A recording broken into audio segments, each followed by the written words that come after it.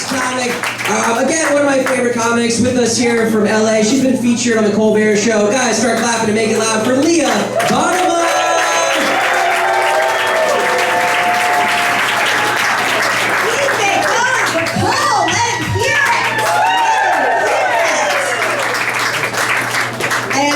I just had my first monster drink ever, and I feel wild. Am I gonna climb up the wall? I don't know. I feel crazy.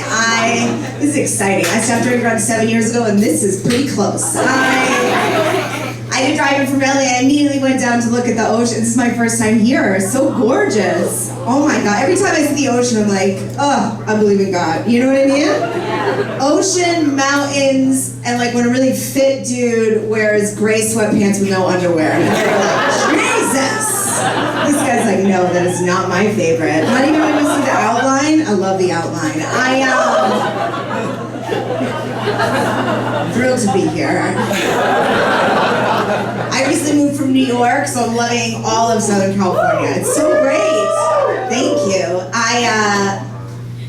I love the sunsets. It's so picturesque with the palm trees. I love Ralph's. What a fucking grocery store. You know what I mean? Who is their DJ? Like, did I come to shop or did I come to dance? I immediately got a dog. I feel like that's what you do when you get here. Like, you get off the plane and you're like, where's the dog? I thought it came with the location. We got a street dog. They found her in an alley. Right, she was selling knockoff purses. I got engaged. Thank you. 13 years ago. Killing it. I think most relationships have one person who is organized. Right? We do not have that person. And I don't even mean just wedding plans. You know what I mean? Neither one of us has a primary care doctor. We've never been on like a vacation together. We don't even have a dream board. Last week I was like, babe, should we be in an open relationship just so we can get someone in here who can collage? But like, we're very happy. I hate to be the second person in a row who's in a happy relationship. Like, what is this list of comics? None of us have doctors, but we're all happy? How disgusting. How disgusting. I go to a gyno. I don't want you guys to worry. Obviously, I take care of the goodies. And then I go to a dentist. And I just hope if something is wrong, you know, we'll service at one of the two ends. I think that's how it works, right? You just catch it at one of the sets of lips. The dream would be, and if any of you guys want to do it, open a place that goes, you could do both at the same time. You know what I mean? The dentist and a guy, then they could look through and you'd be like, you good? And out for the year, you know? But I am very happy in my relationship. I think we're a good couple because we're complementary damaged. Which is like a solid way to date. You find somebody who's messed up in the opposite way as you, right? And then you have less to fight about. We're not sensitive about the same shit. Because otherwise you just wouldn't take it personally. You would just be like, oh, it's so amazing that you handled that so badly. Right? You're like, wow, did you fuck that up? Let me know if you need anything, you know? Like, he's a very bad detail listener. Which I don't care, that's not my thing. But like, he has no idea where I am right now. I left the house 5 hours ago. I hit crazy traffic. He has not texted. Guarantee within the next hour he's gonna call. Hey babe, where you at? And you're gonna be like, remember when I left the house and I saw the words go into your face? You know what I mean? But he's really not doing it on purpose. He has other great qualities. I'm just gonna tell him again, we'll get excited twice. Well, boy, you've never been there. I know! It was last minute.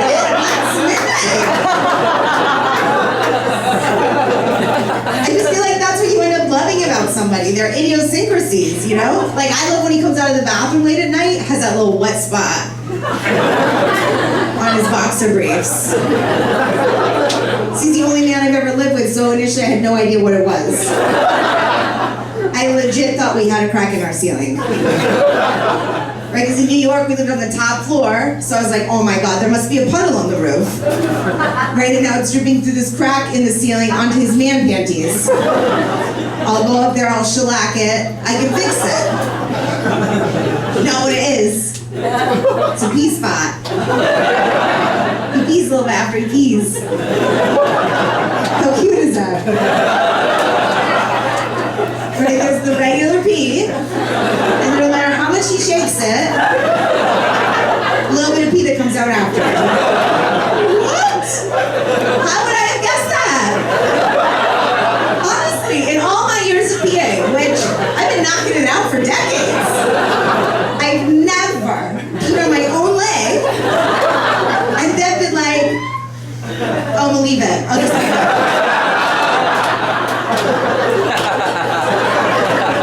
That's the part that I wasn't making the mental leap to. I've never been out with like girlfriends at lunch and somebody came back to the table. Oh, I pissed on my leg. I'm just gonna let it air dry. Whatever, my pants will get it. I'm like, girl, get in the car. We're going to the hospital. You're probably gonna break down. You're leaving pee on your leg? What the fuck? But it's like a whole thing. Like, I feel like, how would you know if you don't have a penis that they're not being wiped? I just, in my imagination, men were wiped. Not like a full swaddle. You know what I mean? I didn't imagine that they were like doing a diaper. I was imagining though like a dab. Right? Like a plot. Like you pull a tissue, boom, boom, on the way out. Just a quick, wow. Maybe you're in public, you take it to the hand dryer. It's already out. Turn them around.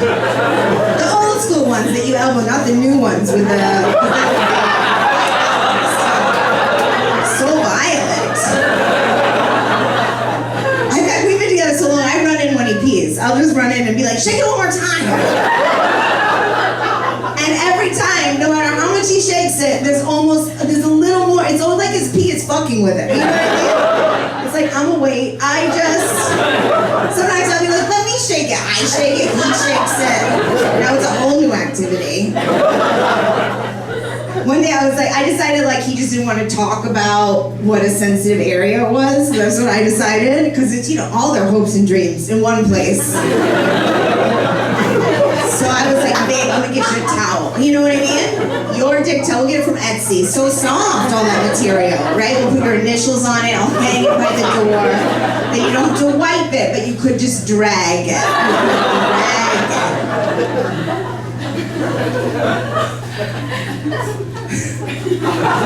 Was there 5 minutes on peeing? I will say this, we're very happy. When people say relationships are a lot of work, I feel like work sounds like a bad word, but they're a lot of effort. You know what I mean? And I feel like people talking about money being hard, committing to one person, learning how other person communicates. What I actually find to be the hardest part about being in a relationship is loving another human being. Have you guys tried it? It's exhausting, right? Because you care about a person outside of yourself and you want their day to go well, you have no control over it, right? Like, I would rather I had a bad day than him. I know how to handle my bad day. Right, I go to the store, I get an ice cream cake. I've been to this one Cold Stone so many times I've started making shit up. I'll be like, can you put Happy Birthday Sarah on there? I don't know a Sarah. Not their business. Right? Then you bring it home, you pop on Lord of the Rings. I love Lord of the Rings. If I'm on a time constraint, my Lord of the Rings people over here in the corner. So good, I even have ears. I just wanted you to know that. And I'll pop on the ears depending on how sad I am. And then I'll fast forward it to the scene where Gandalf shows up at the top of the mountain. So if you're unfamiliar, he said earlier, I have some stuff I have to do. I'll be back in 5 days at dawn from the east. Right, so specific. And then he shows up 5 days later at dawn from the east. And you're like, that's a fucking man. Shows up when he said he was gonna. Right, I'll take 50 Shades of Gandalf to the grave. That's what I want. And then you take that ice cream cake and you shove it in your face until all the feelings get pushed back down. Right, obviously you don't eat the whole thing, you're not a monster. You take the rest of that ice cream cake, you throw it in the trash can, and then you gotta make direct eye contact with it. And you go, you don't own me! Then you pour water on it in case you get really sad later. You're not going in there for wet cake, you're not doing it! I've obviously done it. Well, I think we can all call it that.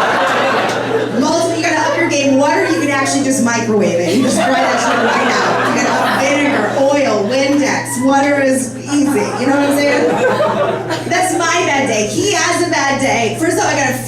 like he had a bad day. Because usually he just walks into furniture and then looks at it like it hasn't been there before. The reason I came home, we have fish. I don't know if any other adults have children's pets, but I wouldn't even call them a pet. Like, they're right between pet and plant. They're like right in the middle. They're like, I think they recognize me, you know? So I come home, he's got Janet, which is my favorite fish, in a mason jar, separate from the other fish, and he's staring at her. And I go, babe, what's going on? And he goes, I had to put Janet on a timeout. She was bullying the other fish. I feel like you guys are nervous. It's Janet's in water. I feel like you think she's in water. I see her face, you're like, it's Janet, the fish from Faith No More's Epic? That's a really old reference. But, it's the fish on the beach, never mind. I lost my virginity to that song. Oh, why did I tell you that? Why did I tell you that? So Janet's in a mason jar, and he's upset that she's bullying, and I think we need a psychiatrist at this point. Do you know what I mean? Like, I don't know what to do about it, but I'm angry. I'm angry at Janet. I want to fix it. I go, you want me to eat Janet? I'll eat her right here in front of the other fish. We'll all learn a lesson, you know? But it turns out he just had a bad day. You know when you have those bad days and you try to reset, and you're like, I'm gonna be positive, and then just another shit thing happens, you know what I mean? Like you let somebody into traffic and they don't wave, and you're like, fuck you! Seriously, you should have died in the last pandemic. Wave when someone lets you in! I can't stand these fucking people. Same people that drive slow in the left lane, that's the passing lane. You're a right lane driver. Anyways. He had a bad day, and turns he went to Wendy's, which is his Lord of the Rings. Order a burger and fries. Order comes up, just the burger, no fries. Already upsetting. Then he said to the guy, excuse me, I ordered a burger and fries, and the guy said, no you didn't. What? Turned around, turned his back to him and walked away. Right, my neck started sweating. My neck started. I go, babe, are you telling me there's a man working at Wendy's right now who called the most honest man I've ever met in my life a liar? Is that what you're telling me happened today? Okay. Well, did you tell him that you're sober and when you order a burger and fries, you have made such a good decision for yourself? Did you tell them that at Wendy's? No? Well, did you tell him you just started talking to your dad again after 15 years, which is a huge deal in your life? Did you explain that to the people at Wendy's? No? Well, did you tell them when my mom was in a car accident, you came and slept with me on the hospital floor because just like Gandalf, you show up when I need you? Did you tell them this at Wendy's? No? Well, which Wendy's was it? Which Wendy's was it? I will burn it down. I'm burning down a fucking Wendy's! I feel like that's the hardest part of being in a relationship.